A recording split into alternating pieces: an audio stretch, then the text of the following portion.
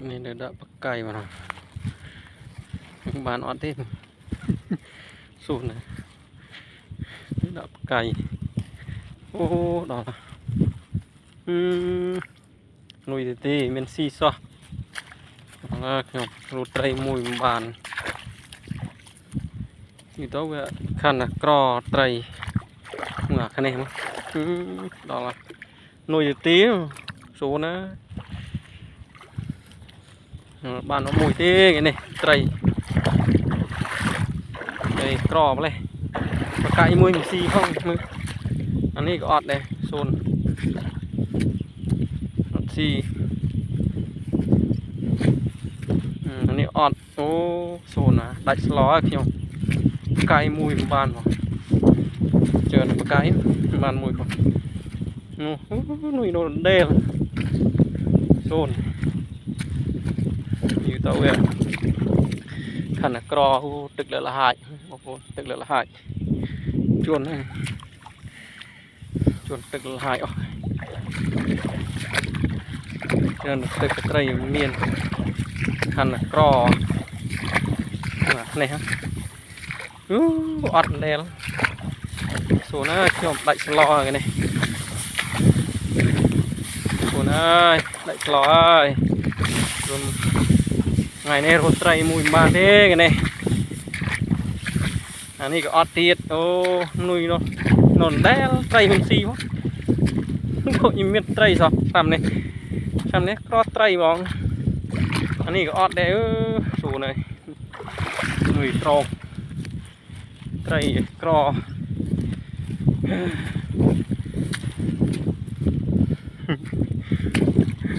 số tray mùi gì chọc ở kiểu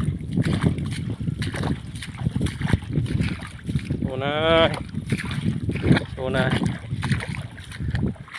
tray mùi gì số này hiện đại ơi lọt nhom tray mùi bán phun cái này ruột tray mùi bán cò YouTube cò tray mấy còn mấy những bàn kè này nuôi đừng xì mũi đừng xì phó nó sủi thế này anh ấy có ọt đây này ô có vả là ní ơi ní đã đuổi đâu trời anh trong bạn nó mùi quá ơi thế à đã trong bạn nó mùi quá mơ khơi bên xì à khơi bên tray à cô na miền đất tức à mơ đạt trẻ ơi xô na đội miền tray xì đại xa lò ơi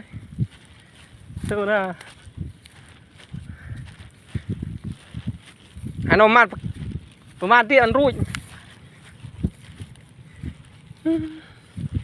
đó là nuôi nón đe là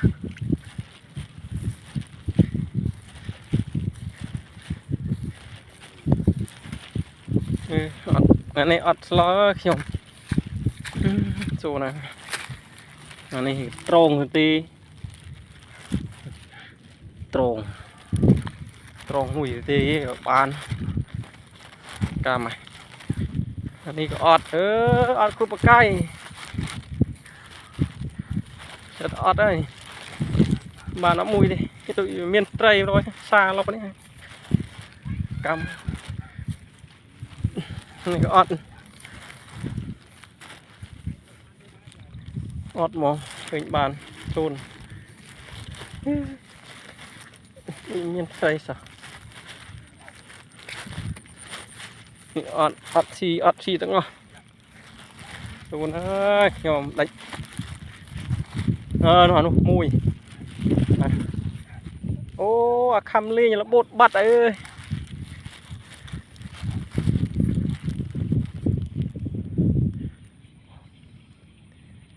là bột bát à nó là bột này ta tụi pịnh Mệt bị ăn chiệm.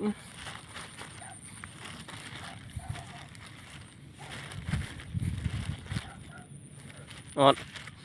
Nó như cái ọt đây này. Tròn là cái không? Bạn tê. Cho nên là tức.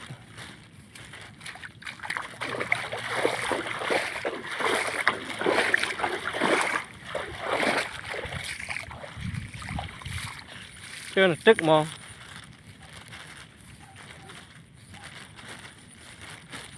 ọt cảm ơn nhóm ba nó mua sao đậy xe lo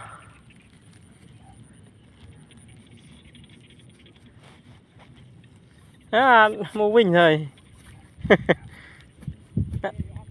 chơi ta mới đi đón nó ơi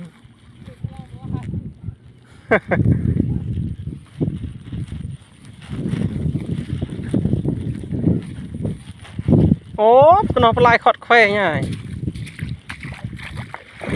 và đây là sẽ lại à và rút ray mùi ba này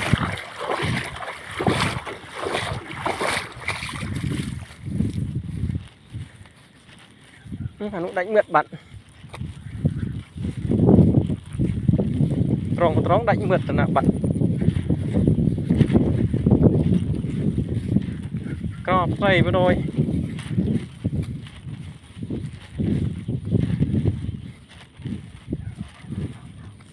hoa cái đi vì xi cái tròn cái đánh mượt đấy đánh mượt bắt à ô này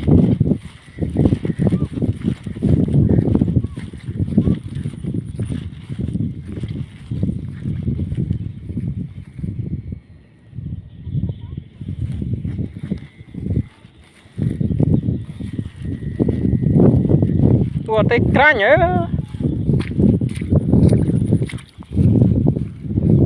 tui bệnh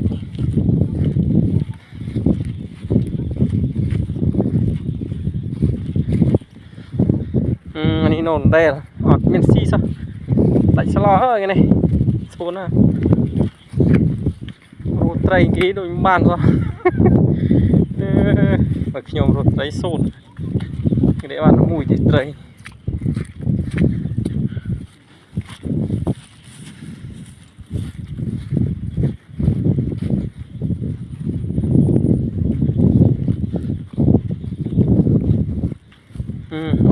sao nó nuôi đi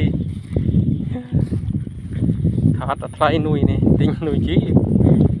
bạc trơn đột cái mà nó mùi luôn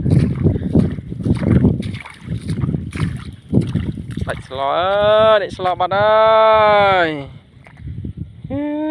hơi để nuôi cái tròn đâu nuôi cái tròn tôi miền tây sao ọt xôn tức ngày này lờ trơn này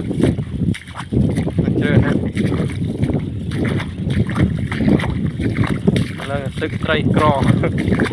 xôn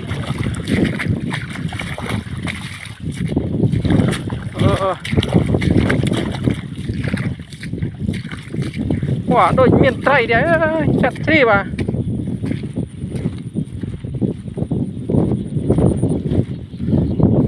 quả tê canh tui bị bệnh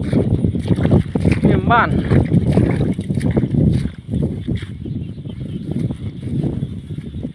là đại chết đỏ á nì như chết rủi á